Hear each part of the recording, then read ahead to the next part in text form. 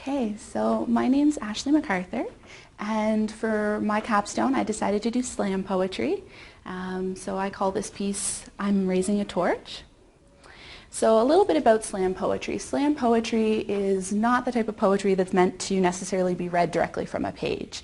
It's more about the presentation, what you're going to focus on, what words are going to be stressed, kind of the actions that you're doing at the same time. And that's really how it's judged by. So for myself, I started doing poetry when I was younger, and in 2000 when I was 13, I was able to publish poetry.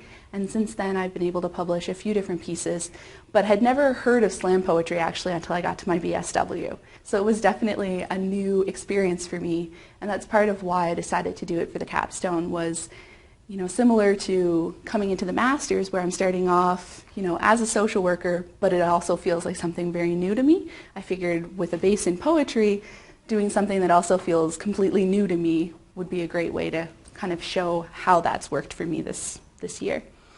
So I find that too often people focus on what the author means. It's all about reading into what you think the author means.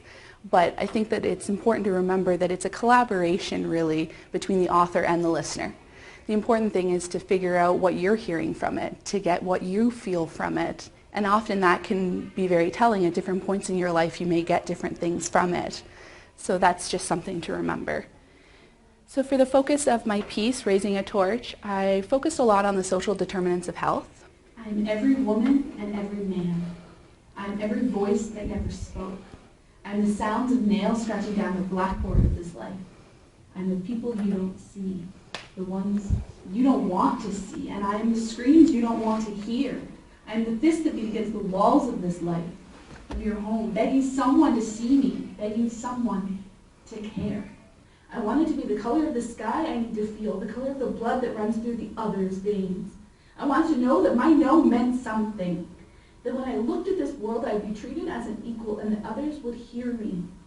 But I wasn't. I'm not asking you what is wrong with your world. I'm not asking you to stay in darkness. I'm asking you to take up a torch. So in the poem I tried to include as many of the social determinants of health as I could. But what I found was really important was the fact that sometimes when we listen to the words, when we see the lists and we know that these things affect health and they affect our well-being and our general sense of who we are, we underestimate sometimes just how powerful the narratives that go behind it can be. So I wanted a chance to try to bring some of those narratives forward. What I tried to use in the poem was an amalgamation of the learning that I had in this program, the reflection that's certainly been a key aspect of the program, my social work practice before coming here, and also my practicum experiences.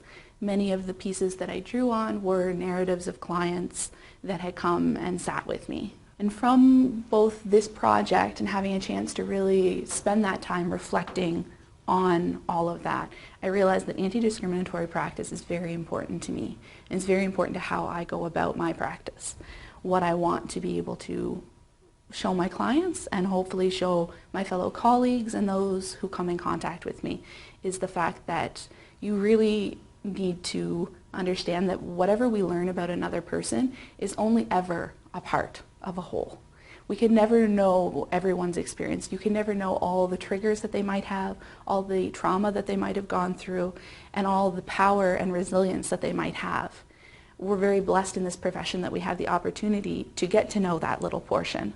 But remembering that even though we might not always understand where they're coming from, there's always a reason, there's always a bigger picture to it.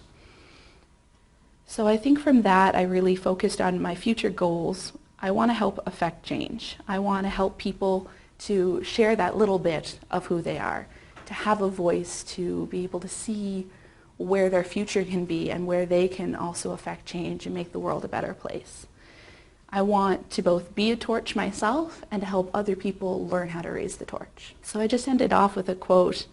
I've kind of said this a few different times. Walking a mile in someone else's shoes, it's about more than just being happy that you're a mile away and you have somebody else's shoes.